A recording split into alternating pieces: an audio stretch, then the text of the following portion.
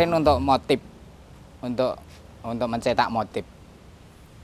Nah, ini ukurannya berapa, Pak? Ini ukurannya biasanya 2 meter, terus lebarnya sekitar 1,15 sampai 1,20.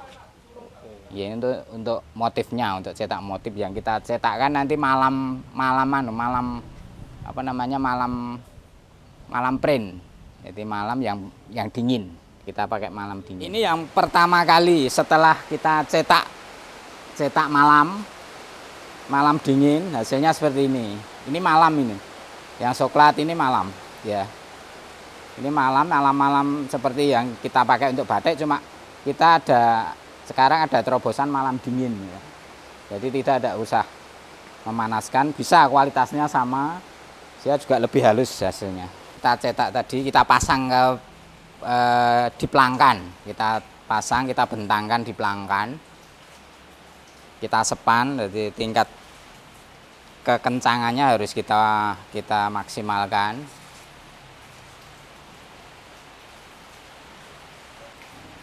Yang ujung kita tali supaya kuat, biar tidak lepas. Oh, harusnya Pak, harus kencang ya Pak? Ya, nanti kan kalau kena obat kan dia menyusut, dia bisa lepas kalau kita tidak kencang, Pak. Kencang, terus kita pinggir-pinggir kita tali lagi pakai karet. Itu ada karetnya, dia fleksibel jadi tidak sobek nanti. Nah, kita sepan, kita tarik sampai ke ujung yang sebelah sana. Kita sepan sekencang mungkin dengan jaraknya berapa Pak antar sepan? Kita perkirakan, Pak. Oh, kira-kira ya, diperkirakan aja supaya nanti kalau sewaktu kita colet itu dia stabil. Niki proses colet pemberian warna. Ini panjangnya berapa kan, Pak? Ini 10 meter, Pak. 10 kali? 10 kali lebarnya ini 115 sampai 120 nanti. Ini panjangnya 10 meter. Ini kita pas untuk sorban. Sorban yang biasa untuk sholawatan apa kita sudah ada untuk sholawatan pakai ini, Pak. Ini yang barang sudah jadi, sudah finishing. Ini yang colet ya? Colet. Ini yang colet? Ya, ini yang dicolet, yang sebelumnya tadi yang colet. Ini ya. Yang mana Pak? Ini Pak? Ya, ya. Nah, nanti jadinya seperti ini. Warna hijau ini ya? Ya. Nah, ini nanti untuk mukena, Pak, ini. Ini motif untuk mukena. Ini panjang kalau lebarnya berapa, Pak? Ini kalau panjangnya sekitar 10-an juga, tapi nanti kebagi-bagi kita potongi di tempat garmen, kita potongi per satu setel mukena. Tapi kita mengerjakannya per 10 meter, Pak. Ini juga nih. Ya, kalau ini daster, Pak, ini nanti. Oh, ini untuk daster? Ya, ini untuk daster. Tapi motifnya gede ya? Ya, ini kayak modelnya kaftan kalau biasanya depan belakang sama. Depan belakang sama. Ini prosesnya berapa hari, Pak? Prosesnya itu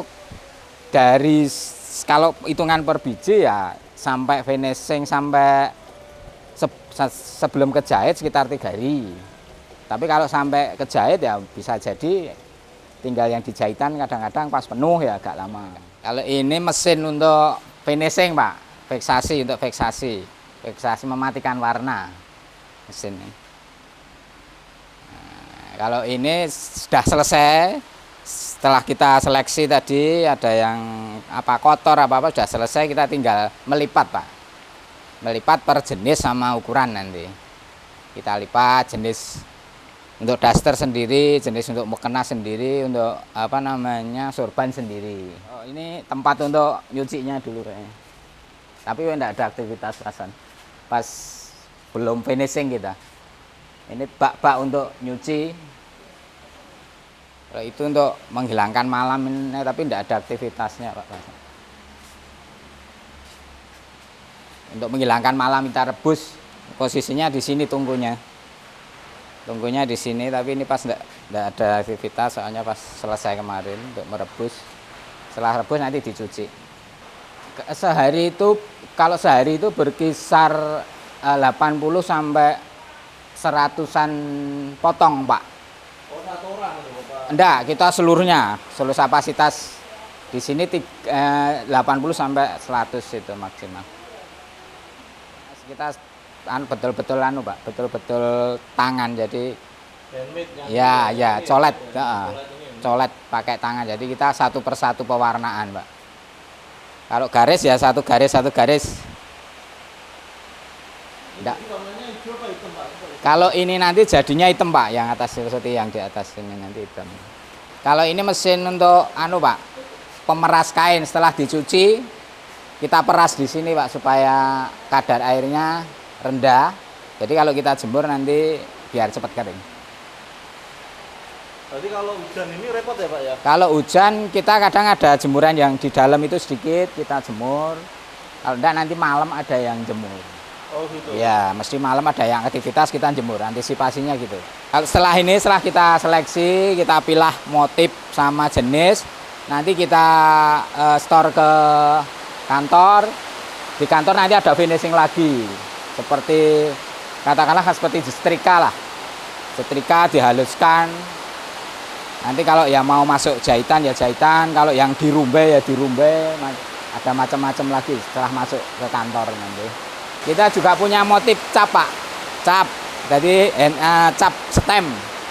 Jadi cap tradisional. Ini bahannya seperti ini. Ini ada yang tembaga, ini yang dari tembaga.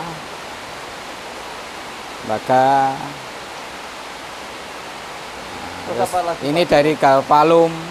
Oh, galvalum bisa, Pak? Bisa, Pak. Bisa. Ini sama juga kualitasnya, hasil jadinya sama tembaga. Terus Macam-macam, terus apa namanya? Ini alat-alat capnya. Ini kan apa namanya? Tempat untuk memanaskan malam ini. Namanya grengseng. Untuk memanaskan malam. terus ini kok untuk buat ini, Pak? Ini buat kita buat cap. Oh, ini berarti buat sendiri? ya, karena pesanan kita motif, ada custom motif, apa logo apa kita buat sendiri, Pak. Oh gitu. Ya, apapun logo sama banyak sekali. Kalau Bisa permintaan sendiri. bisa. Ini seperti ini kita buat sendiri. Oh, ini buat sendiri? Ya, ini buat sendiri. Ini permintaan ini kan Kalimantan ini, Pak. Etnik Kalimantan kita buat sendiri. Soalnya kalau tembaga terus terang pertama lama, yang kedua juga kosnya jauh lebih tinggi, Pak. Ini obat untuk veksasi, untuk pengunci warna, Pak. Kita taruh di sini.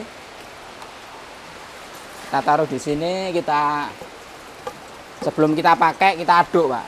Nah, ini dia kental, supaya tidak kental kita aduk terus sampai cair.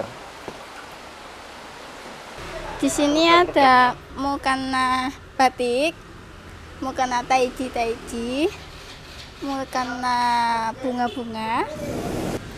Apa nih, Mbak, jenisnya batiknya? Ini midi, Kak. Midi ini daster biasa. Motifnya nanti macam-macam. Sama kita juga punya daster bahannya kaos kayak gini. Ini apa namanya jenisnya nih, Mbak? Jenisnya daster kaos. Daster kaos ya? Iya. Yang paling laris yang apa nih, Mbak? Yang paling laris Di sini paling laku itu mukena, Kak. mukena yang gimana? Mukena batik. Contohnya, Mbak, ada, Mbak? Yang Ini? mana, Mbak? Contoh- Oh, ini. Ini mukena batik. Ini mukena batik ini. Iya. Ini juga mukena ini. Ini juga mukena. Oh. Terus apa lagi, Mbak? Di sini juga jual kain pantai. Oh, kain pantai juga. Iya. Ini.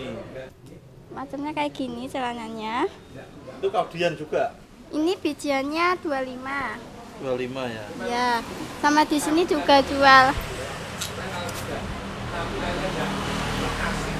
long dress kayak gini.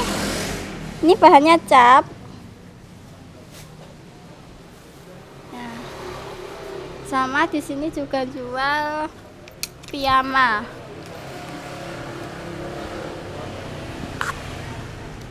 Piyamanya kayak gini. Ini berarti desain sendiri gitu ya? Iya. Kaos Kaltim Bali. Tuh. Oh, khas Bali gini. Iya, balinya kayak gini. Oh, ini masih bahan ini? Iya, Oh, jadi- bahan. Bahan? Oh, bahan semua ini? Iya, kain. Ha. Ini paling laku. Ini paling laris. Iya. Saya mulai jadi sales, sedikit demi sedikit masuk pabrik, keluar pabrik untuk dibawa ke pasar, keliling ke kota-kota, ke Jawa Timur, Jawa Barat, Jakarta. Alhamdulillah akhirnya sampai ketemu pasar, bisa usaha buka pabrik sendiri, terus bisa produksi sendiri. Nyelesnya saya berhenti, saya malah produksi sendiri, tapi tetap marketing tetap saya jalankan. Tapi ya gitu, rintisannya bukan sebentar, keluar masuk pasar, bawa barang, manggul barang. Lumayan manggul barang ini ndak ringan juga loh. Satu barang itu bisa sampai 15-20 kilo. Kita kalau ngirim sampai umpamanya istilahnya 10 seri itu 10 bengket, ya lumayan. Badan ya lumayan terasa, tapi alhamdulillah rintisan itu kalau ditekuni dengan sabar ya bisa berhasil juga. Dari nol, saya nggak punya motor, saya kemana-mana nyeles jalan kaki, kadang numpang pinjem motor temen, sampai akhirnya mampu untuk bisa beli motor, mulai jalan sedikit demi sedikit. Ya itu, merintis dengan kesabaran dan ketekunan, yang pasti kita menjaga kepercayaan dari konsumen dan supplier barang. Kalau sekarang di Solo sendiri, terus di Jawa, juga luar Jawa, ada beberapa yang dari luar negeri, tapi saya nggak ekspor sendiri. Lewatnya kargo, karena mereka juga punya langganan kargo, jadi saya tinggal nitipin kargo, nggak perlu harus kirim kontainer sendiri. Suka dukanya, kalau saya sih lebih banyak sukanya ya. Saya asik soalnya dengan otak-atik motif, otak-atik warna, saya asik.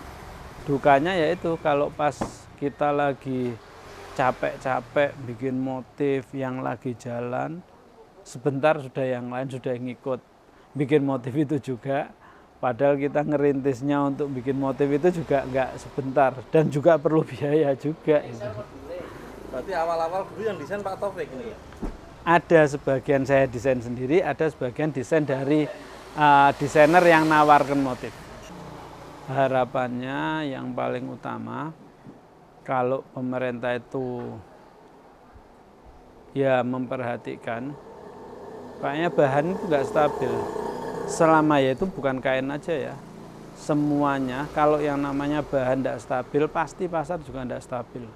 Naik turunnya harga nggak stabil, akhirnya konsumsi pasar juga tidak imbang. Mungkin ya itu penyetabilan harga dan penyetabilan produksi yang ada dari pemerintah.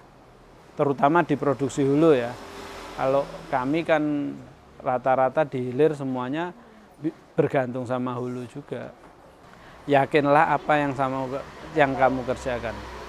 Sebab apa yang kamu kerjakan pasti ada hasilnya. Nggak tahu hasilnya sekarang, besok, lusa atau 10 tahun lagi, tapi pasti ada hasilnya. Bergerak dan bekerja pasti akan ada hasilnya, karena Allah juga menjanjikan bahwa apa yang kamu kerjakan pasti akan dapat imbalan.